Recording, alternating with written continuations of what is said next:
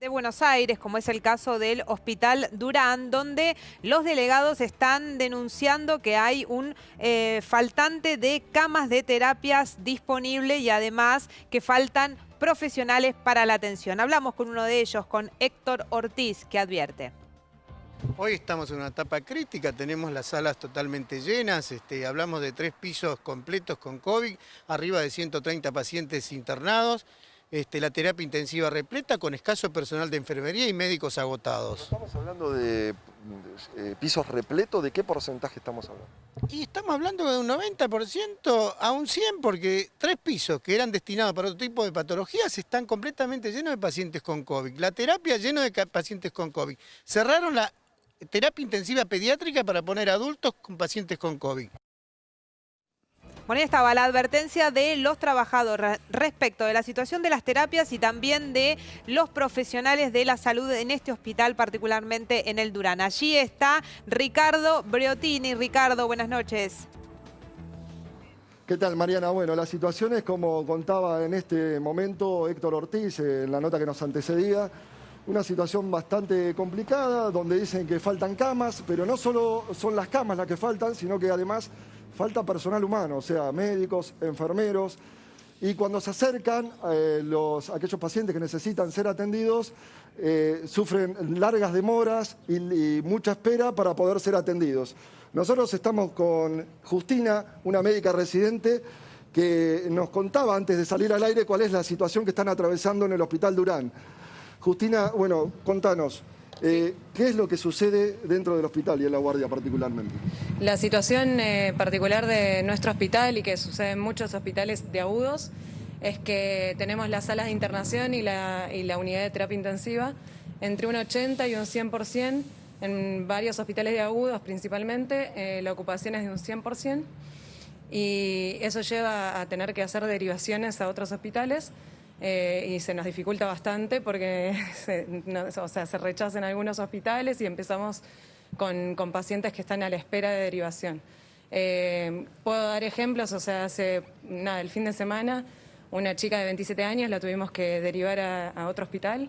Un paciente que era enfermero del servicio de clínica tuvo que pasar de sala a shock room, y sabemos que estos lugares, por más que tienen camas, no son lugares en los que se pueda estar más de 24 horas para pacientes graves.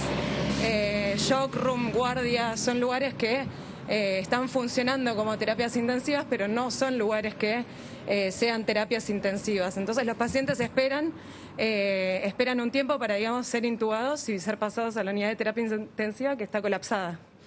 Bueno, Mariana, esta es la situación que están atravesando en el Hospital Durán. Si le querés hacer una pregunta a Justina, se la podés hacer, te está escuchando. Sí, Justina, ¿qué dicen en este caso las autoridades del hospital en principio? Y otra cuestión que llama la atención es que estas cifras difieren de lo que informa todos los días en su parte habitual, tanto el gobierno nacional, que reporta las camas en provincia y en la ciudad de Buenos Aires, pero también en el parte particular que hace la ciudad de Buenos Aires.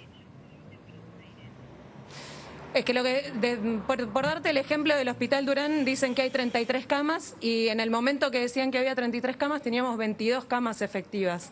Las camas no son camas, lo que necesitamos es camas, es personal capacitado, es todos los insumos que se necesitan para llevar adelante una terapia.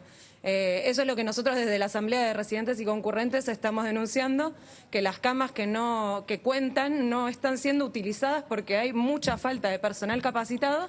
En nuestro hospital tuvimos brote tanto en la unidad de terapia intensiva como en la UCO, y quiero recalcar que acá en el servicio de la unidad coronaria tuvimos 10 médicos contagiados, con 3 que requirieron internación, y un médico ex residente nuestro de 31 años intubado. O sea, la situación está siendo muy grave en el sentido de que tenemos mucho personal capacitado, contagiado o aislado. Ese es el gran problema, más que las camas. O sea, una cama sin personal médico, kinesiólogo y enfermero capacitado no nos sirve para nada, digamos. Es una cama que lo único que hace es engrosar el número en las encuestas. Justina, los recurrentes y los residentes son los que están al frente de la pandemia, de atender al paciente. ¿Podés explicar por qué esas camas que no están del todo preparadas, como vos decís, no sirven para atender un paciente grave? ¿No son una cama que tengan un respirador, por ejemplo? Por ejemplo, nos faltan respiradores, monitores, o sea, claramente eso. Pero lo que más falta hoy no es camas y respiradores, sino el personal capacitado. Por ejemplo, en enfermería es altísima la falta de personal y contratan enfermeros no capacitados, kinesiólogos lo mismo, kinesiólogos recién recibidos o kinesiólogos que no son kinesiólogos respiratorios. Entonces no se dedican a eso a lo que están expuestos y terminan renunciando, yéndose o teniendo que ser capacitados por personal de los pocos que queda, digamos.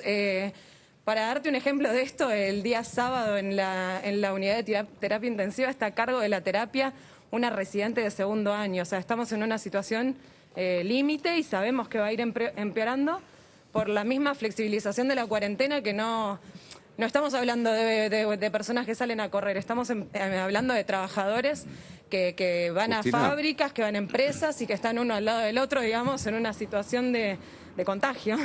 Justina, por el panorama que estás dando, a ver, para tener Sí. una radiografía concreta, si en este momento tenés que hacer un balance de lo que tenían todo el personal capacitado para terapia intensiva y tratamiento de los pacientes con COVID-19, dejando de lado todas las personas que se han contagiado, los profesionales, ¿en cuánto se ha reducido ese personal?